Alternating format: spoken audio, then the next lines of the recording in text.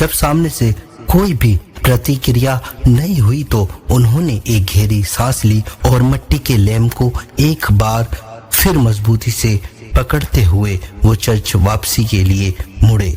वो अभी कुछ कदम ही आगे बढ़े थे कि उन्हें किसी जंगली जानवर की गुर्राने की आवाज आई। उस आवाज को सुनते ही उन्होंने अपने हाथ से उस लैंप को झट से ऊपर उठाया। उन्होंने देखा कि सामने एक कब्र के ऊपर 6.5 फुट का कोई दैत्य मौजूद था। उसके 2 बड़े नोकीले दांत और उनसे टपकते खून को देखकर उनकी आंखों की पुतलियां फैलने लगी। अगले ही पल उस दैत्य ने फुर्ती दिखाई और अपनी तेजी नोकीले पंजों से उनके चेहरे पर वार कर दिया। फादर डिकोस्टा इस वार के लिए तैयार नहीं थे, इसलिए उनके हाथ से वो मिट्टी का लैंप छूट गया और उनका संतुलन खोने की वजह से वो पास की एक कब्र पर पीठ के पर जा गिरे। उनके गिरते ही वो दैत्य उनकी छाती पर उछाल मारकर जा बैठा। उसके बैठते ही फादर डिकोस्टा का जिस्म थर-थर कांपने लगा। इधर अचानक एक झटके से फादर डिकोस्टा का बेटा एंथनी उठकर बैठ गया। उसने अपनी आंखें खोली तो ये देखकर वायक रह गया कि उसके कमरे के ऊपर का छज्जा गायब था। उग्र हवाएं उसे अपने साथ बहुत दूर सफर पर ले गई थीं। उसी के तेज स्वर की वजह से वो 11 साल के छोटे एंथनी की नींद उचाट हो गई थी। उसकी नजर जैसे ही बगल में पड़ी, एक अनजान सा डर और खालीपन उस पर हावी हो गया। कमरे में अंधेरा था, इसलिए उसकी नजर बिस्तर से आगे देखने में सक्षम नहीं हो पा रही थी। उसने दोबारा से बिस्तर को टटोलकर अपने पिता फादर डिकोस्टा की उपस्थिति की संतुष्टि करनी चाहिए, लेकिन वो बिस्तर खाली था और वहां पर कोई भी मौजूद नहीं था। एंथनी अंधेरे में अपने हाथों से टटोलते हुए कमरे के एक कोने में जा पहुंचा। उसने वहां पड़ी माचिस को उठाया और एक मोमबत्ती को जला दिया। उसने उस मोमबत्ती को वहीं कोने में पुरानी अवस्था में पड़ी मेज के ऊपर रख दी। अपनी नजर कमरे में 2-3 जगह दौड़ाने के बाद उसके चेहरे के भाव बदल गए। मफलर, कंबल और लैंप के वहां न होने से एंथनी अवस्थ हो गया कि उसके पिता किसी आवश्यक काम से बाहर गए हैं। वो पहले भी इस तरह कई दफा छोटे एंथनी को बिना बताए चुपके से निकल जाया करते थे।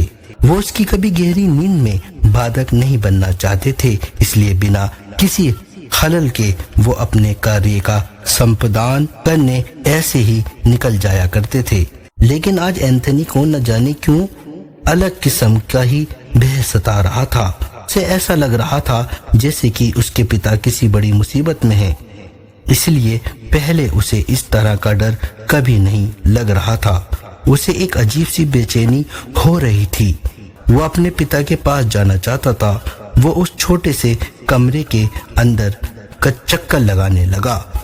उसके माथे की पर पसीने की बूंदें अंकुरित होने लगी। उन्हें अपनी आस्तीन से पहुंचते हुए वो दरवाजे के सामने जा खड़ा हुआ। उसे ऐसा लग रहा था कि फादर अभी उसके पास दौड़ते हुए आएंगे और उसे सीने से लगाकर कहेंगे, एंथनी माइसन, चलो यहाँ से भाग चलें और ऐसी जगह चले जहाँ हमारा कोई पीछा ना कर सके। लेकिन ये कपोल कल्पना के सिवा कुछ नहीं था। उसे दूर दूर तक कोई भी नजर नहीं आ रहा था। हवाओं की रफ्तार की तरह उसकी धड़कनें भी बढ़ने लगी थीं। उसने अपनी किस्मत का फैसला आने वाले वक्त पर छोड़ दिया था। उस दैत्य की आंखें बेहद लाल और सुर्ख होने लगी थीं। उसने ललचाई निगाहों से फादर डिकोस्टा के चेहरे को देखकर अपना मुंह खोल दिया। मुंह खोलते ही 2 लंबे दांत बाहर आ गए। उन दांतों से खून रिसकर फादर डिकोस्टा के चेहरे पर गिर रहा था। उस खून के चेहरे पर गिरते ही उसे महसूस हुआ ये किसी का ताजा खून था। शायद इस शैतान ने उस बच्चे को अपना निवाला बना लिया था। जिसके होठ रक्त से सने हुए जरूर थे, लेकिन उसके चेहरे पर एक विशेष प्रकार का तेज था। उसका पुट्टा मार्कोनी की छाती पर टिका हुआ था, जो किसी बर्फ की सिल्ली की तरह ठंडी जान पड़ रही थी। अब उस दैत्य के सिर और मार्कोनी के सिर के बीच का फासला तकरीबन आधे मीटर का ही रह गया था। फादर ने उस दैत्य के चेहरे को ध्यान से देखा। उसके चेहरे पर नाखूनों के निशान थे, जो उसके ललाट और नाक से होते हुए गले तक जा रहे थे। निशान को देखते ही मार्कोनी के दिमाग में एक विचार किसी आंधी की तरह दौड़ा। वो बोले, तू तो वही पिशाच है ना, जो 24 साल में एक बार इस चर्च में आता है और इस चर्च के फादर के खून से अपनी प्यास बुझाता है। न जाने तुम ये खूनी खेल कितने दशकों से खेलते चले आ रहे हो। फादर डिकोस्टा की बात सुनकर वो खूंखार पिशाच जोर जोर से हंसने लगा। हंसते हुए उसके नोकीले दांत चमक रहे थे। जब उसकी हंसी शांत हुई तो वो नर पिशाच बोला, हाँ फादर, तुम्हें बिल्कुल सही पहचाना। मैं वही खूनी पिशाच हूँ जो हर 24 साल बाद अमावस्या को यहाँ आता हूँ और इस चर्च के फादर की जान ले जाता हूँ। क्या करूँ फादर डिकोस्टा, इस चर्च के फादर की जान लेना तो मेरी फितरत सी हो गई है। तुमने न जाने अब तक कितने बेगुनाहों और बेजुबानों की जान ली है। आखिर क्या मिलता है तुम्हें ये सब करके? तू वैसे भी मरने वाला है और आज की रात तेरी आखिरी रात है। तेरे मन में उठ रहे सवालों का जवाब मैं जरूर देना चाहूंगा। वैसे तो मुझे हर अमावस्या को खून की जरूरत होती है, क्योंकि ताजा रक्त मुझे ऊर्जावान बनाए रखने में सहायता करता है। मैं अधिकतर जानवरों के रक्त को चूसकर खत्म करना ज्यादा पसंद करता हूँ, क्योंकि उनका जिस्म मुझे बड़ी आसानी से प्राप्त हो जाता है। लेकिन मुझे कोई इंसान भी उस रात नजर आ जाए तो मैं उसके रक्त पर अपना अधिकार जमाने से पीछे नहीं हटता। क्या करूं, उसका रक्त मेरी जरूरत जो बन गई है। यदि मैं ऐसा ना करूं तो मैं बेहद कमजोर और जल्दी बूढ़ा हो जाऊंगा। रक्त पीने से मैं हमेशा जवान और फुर्तीला रहता हूँ। चलो एक पल की तुम्हारी बात पर यकीन कर भी लूं कि तुम्हारे लिए रक्त पीना जरूरी है, तो फिर तुम इस चर्च के फादर की जान लेने पर क्यों आमादा रहते हो? क्या ये कोई पुरानी रंजिश है या तुम्हारी विकृति मनोदशा का परिणाम है? फादर, मुझे अपनी ताकत को बढ़ाने के लिए ऐसा करना पड़ता है। मुझे हर 24 साल में एक बार किसी इंसान का रक्त चाहिए होता है, जिसने अपनी जिंदगी में कोई गलत काम नहीं किया हो और जो धार्मिक कार्यों से जुड़ा हो। ऐसे व्यक्ति के रक्त से में विशेष असीमित ऊर्जा निहित होती है, जो न केवल मेरी ताकत बढ़ाने के लिए सहायक है, बल्कि मुझे अगले 24 साल तक विशेष ताकतों से भी नवाज देती है। ये कहने के बाद पिशाच ने अपने सिर को एक तरफ घुमाया और अपनी एक आंख को दिखाते हुए बोला, वैसे बच्चे और औरतों का खून मुझे ज्यादा लजीज है। जैकलीन और स्मिथ बेहद स्वादिष्ट थे। फादर डिकोस्टा ने यह सुनते ही उस पिशाच के गिरेबान को अपनी मुट्ठी में जकड़ लिया और जोर जोर से चीखा, कमीने, तूने मेरी बीवी और मेरी बच्चे की जान ली थी और मैं अभागा उन्हें किसी जंगली जानवर की कारस्तानी समझता रहा। आज मैं तुझे जीवित नहीं छोड़ूंगा।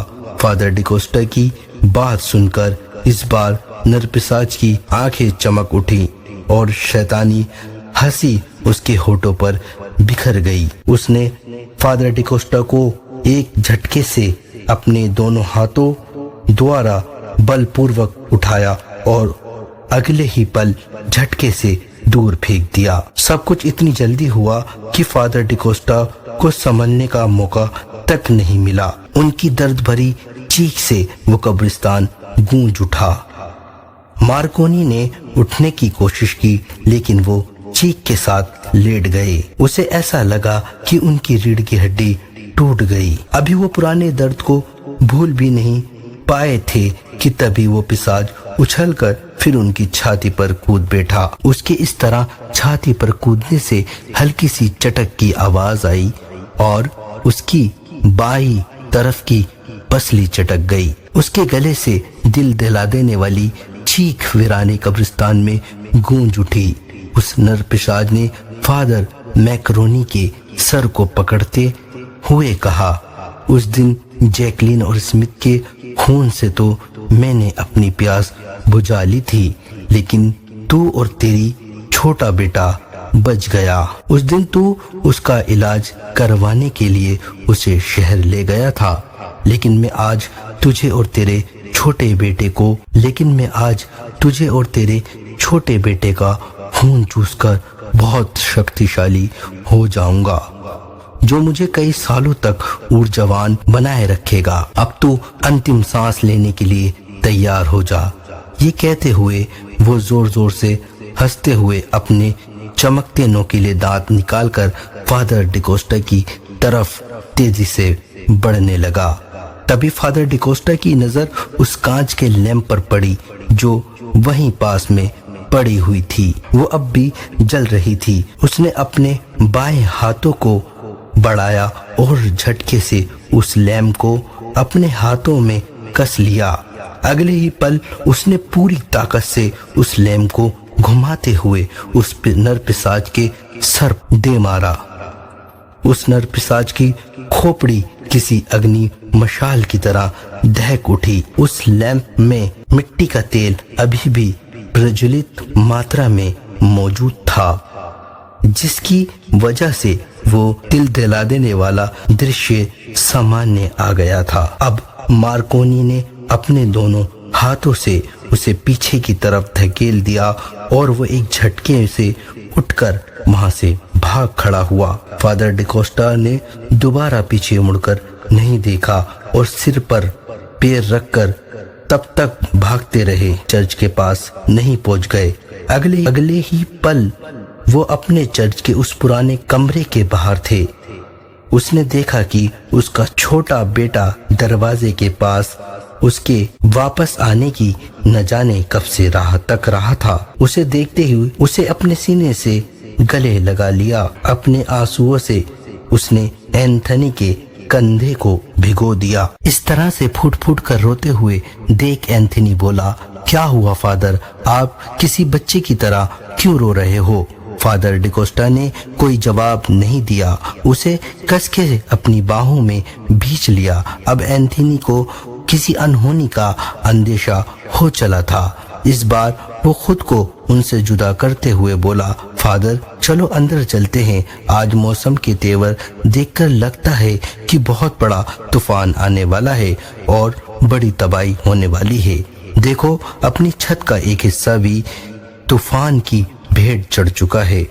बाहर किसी खतरे को निमंत्रण देने जैसा है। आओ फादर अंदर चलें। देखो सूरज की पहली किरण के साथ सब ठीक हो जाएगा। फादर डिकोस्टा बोले, कुछ ठीक नहीं होने वाला। जो भी बचा है वो सब आज खत्म हो जाएगा। माय सन, आज ये अमावस की रात हमसे सब कुछ छीन ले जाएगी, सब कुछ, और फिर कुछ नहीं बचेगा, ना मैं ना तुम। ये कहने के बाद एंथनी को दोबारा गले से लगा लिया। फादर डिकोस्टा अब बहुत ज्यादा घबराए हुए थे। इससे पहले वो कभी इतना नहीं घबराए थे। उसने हमेशा ही लोगों को डांट बांधने का काम किया था, लेकिन आज जब बात खुद के बेटे पर आई तो और लोगों को हिम्मत देकर मजबूत करने वाला वो शख्स टूटकर बिखर चुका था। गुर्राने की आवाज के साथ फिर फादर डिकोस्टा की सांसें तेज हो गईं। उनकी धड़कनों की रफ्तार बता रही थी जल्द ही वो रफ्तार थमने वाली थी। फादर डिकोस्टा ने अपने मजबूत हाथों से एंथनी की कलाई को पकड़ा और उसे लेकर कमरे के अंदर गए। अंदर आकर सबसे पहले उसने दरवाजे पर चटकनी चढ़ाई और बेचैन निगाहों से कमरे के हर कोने को टटोलने लगा।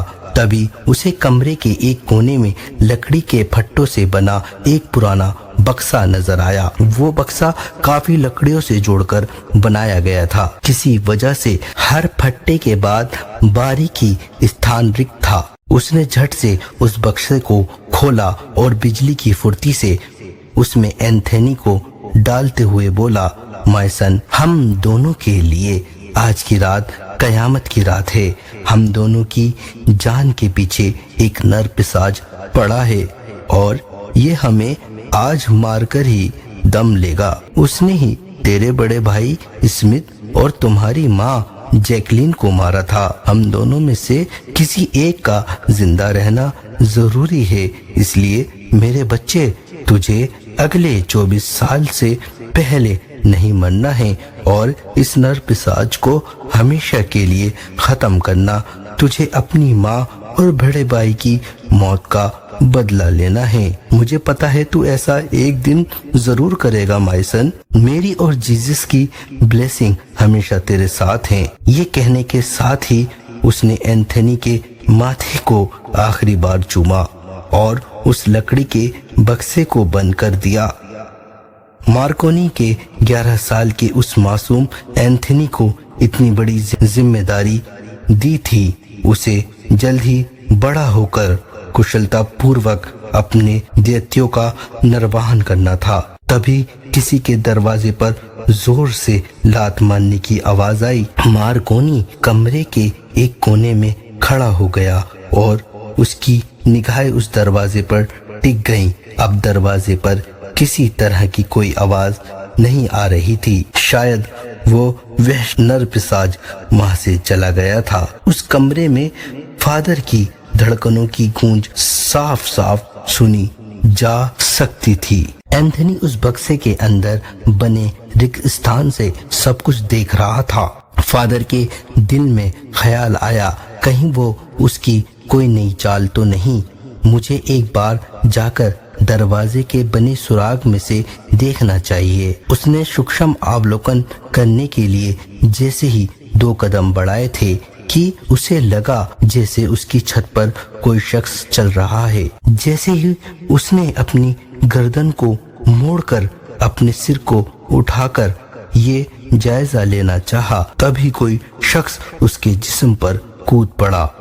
वो कोई और नहीं बल्कि वही खूनी नर पिशाच था, जिसके डर से फादर ने खुद को इस कमरे में बंद कर लिया था। उछाल इतनी सटीक थी कि वो नर पिशाच उनकी छाती पर कूद बैठा था और फादर की पसलियों की सारी हड्डियां चटक गई थीं और फादर की पसली की सारी हड्डियां चटक की आवाज के साथ टूट चुकी थीं। उसके पेट और पीठ अब एक हो गए थे। वो नर पिशाच अपने लंबे और नुकीले दांतों को निकालकर उसके गले की गहराई में चुबाता चला गया। सुप सुप चर्प चर्प की ध्वनि से वो कमरा गूंज उठा। उसने उसके शरीर का सारे खून को चूसना शुरू कर दिया। एंथनी चुपचाप से विवश नजरों से उस लकड़ी के बॉक्स के अंदर से छिपकर ये देख रहा था। आखिरकार हृदय विदारक चीखों के साथ माइक्रोनी फादर की सांसें थम गई थीं। उस नर पिशाच ने जी भरकर खून चूसा और जब फादर डिकोस्टा का जिस्म बिल्कुल ठंडा हो गया तो उसने उसके जिस्म को उठाकर उस लकड़ी के बॉक्स के ऊपर फेंक दिया। अगले ही पल अपने मुंह को ऊपर उठाते हुए गरजाने के साथ वो वहां से चला गया। उस बक्से की ऊपरी सतह पे फादर डिकोस्टा का आधा जिस्म और उनकी उल्टी खोपड़ी लटक रही थी। एंथनी की आंखें फादर के आंखों से मन ही मन बातें कर रही थीं और कह रही थी, फादर, मैं आप तीनों के खून की एक एक बूंद का हिसाब लूंगा। इसके लिए मुझे जो भी बन पड़ा मैं वो करूंगा। 24 साल तो क्या यदि मुझे अब खूनी पिशाच का अंत करने के लिए 100 साल भी इंतजार करना होगा तो मैं करूंगा। अगर आपको वीडियो पसंद आए तो प्लीज वीडियो को लाइक और शेयर जरूर करें। अगर आप चाहते हैं कि इसका मैं सेकंड पार्ट लेकर आऊं तो प्लीज कमेंट बॉक्स में मुझे कमेंट कर जरूर बताएं।